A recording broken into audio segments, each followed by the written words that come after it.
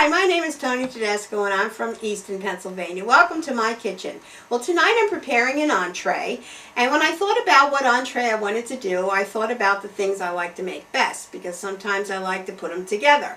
So my two best dishes were shepherd's pie, and I do love salmon. So I thought, well, let's try putting them together. So tonight's dish is called Fisherman's pie. Okay, let's have all our ingredients are right here. First we have a 14-ounce can of pink salmon. Next we have 2 cups of chopped celery. And then we have 3/4 of a cup of chopped carrots. We have right here sweet pickle relish, a tablespoon. 1/3 cup of shallots. A tablespoon of zesty mustard.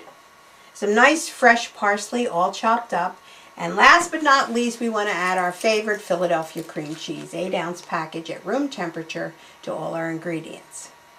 Okay, let's start adding our ingredients. We're going to do our salmon. Now you want to make sure when you add your salmon that it's all kind of nice and mushed up. And we'll add our chopped celery. And now we're going to add our relish. Get that in there. Our shallots, our nice zesty mustard gives it a little tang,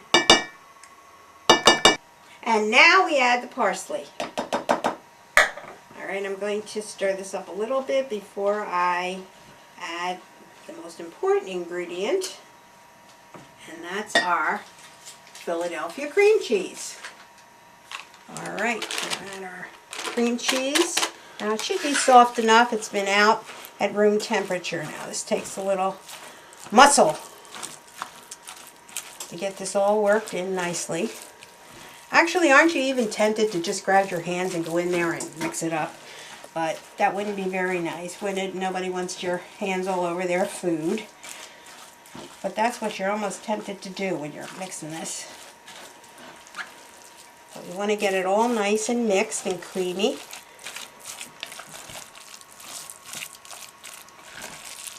Because that's the best part of the fisherman's pie, is the cream cheese. It gives it such a nice taste. The carrots give it a nice crunch, and the rest of it's just pure flavor. At least my husband thought so. He ate half the pie when I made it. So, let's hope your husband feels the same way. Okay, I think it's pretty good. It's all mixed in very nicely. Alright, okay, so now we're ready to put it in our pie plate, and I use a 9-inch pie plate, and I always like to spray the pan because you never know. You don't want anything sticking. Okay, now we're going to get our mixture and we're going to put it in our pan. Okay, we want to get all this out. Alright, we don't want to leave any in there. And now we're going to flatten it out and make it as uniform as possible.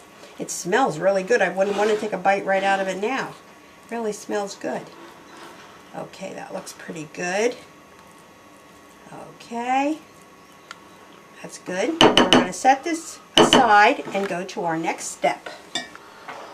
Now we're going to make the topping for our fisherman's pie. Now I'm using today instant mashed potatoes. Now usually I don't make instant mashed potatoes. I always use fresh potatoes. I don't even like instant mashed potatoes. Even when I go to restaurants I ask, are they real potatoes? But I'm thinking this is a weeknight, and I'm thinking about the girls that work all day. You know, work all day, you come home and you want to make it a good supper, and you don't want to spend all the time boiling potatoes. So I decided to try instant mashed potatoes with this dish. And believe it or not, it's not too bad because it's baked really nice. Okay, so we're going to start. And I followed the directions on the package of the instant mashed potatoes. So we have 2 tablespoons of butter in our bowl, and 1.5 cups of water. And then we're going to add our flakes, and it's 2 cups of flakes.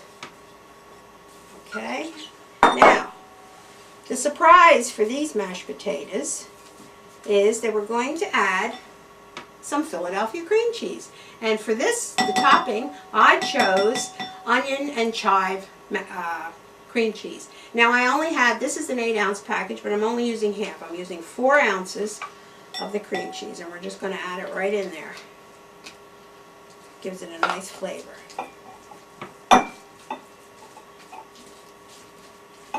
And we're going to put this in the microwave for a few minutes so it gets all nice. Alright, okay, we're going to put it in for 4 minutes. Nice. Alright, I think our potatoes are ready. Get them out. And bring them over here. Now you want to look at your potatoes and test them. Now what I like to do is add half and half, either up to a cup of half and half. And we're going to add that. And we're going to mix them till they're nice and creamy. Now if your potatoes come out too runny, you can add more flakes. If they come out too thick, you can always add more milk or half and half. I like using half and half, and I use fat-free half and half to make our, now our potatoes look pretty creamy. I think I'll just add a little more just to make them spreadable. And I can smell the cream cheese and the onions and chives. It smells really good. Okay, they look pretty good. See, they're nice and, so I'm going to put my pie plate. So what I'm going to do is take our potatoes and we're going to smooth them on our pie. Alright, now we're just going to smooth this out. Nice. Okay. Now, for our next step, I saved the little potatoes because I like to do something that's purely optional, because I want my fisherman's pie to actually look like a pie. Okay, this is just a little optional thing because I like this to look like a pie. I put some extra mashed potatoes into a pastry bag, and I'm just piping them around the edges of the pie so it looks sort of decorative and it looks kind of like it's a pie, and it gives it a little more fancy flair, especially if you're serving it to company. Alright, we're finishing up our piping. Got a couple more little shells there. There they are. Looks pretty good. Now I like to add a little color, and I'm going to add some chives, freshly freeze ground chives. We're going to add on the top. Gives it a little color. And then I like to spray it because when it's in the oven, I like my crust to be nice and brownish. So I'm going to spray it with my butter spray.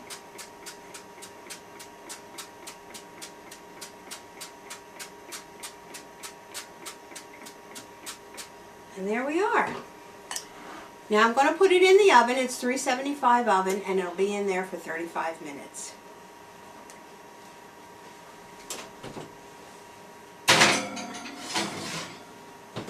Okay, I'm going to set my timer. Now you always want to check your timer before the 35 minutes just to make sure. Now you'll know it's done and when a knife inserted inside comes out clean. And when a knife pie is done, okay, and it looks scrumulicious, and it smells the same way too. Alright, I placed my pie in my basket, and I'm going to let it sit there for at least 10 minutes so everything settles. Once it's cooled for the 10 minutes, or a little more if you like, you can cut it, and I know your family will love it. Okay, our pie is cooled, and I cut a nice piece. Now I like to serve it with Italian tomato salad because our family is into Italian tomato salad, and I garnished it with basil because basil is the ingredient for Italian tomato salad. So there we have it, and doesn't that look good? Now I think the best part comes now, when I can taste. That really is good.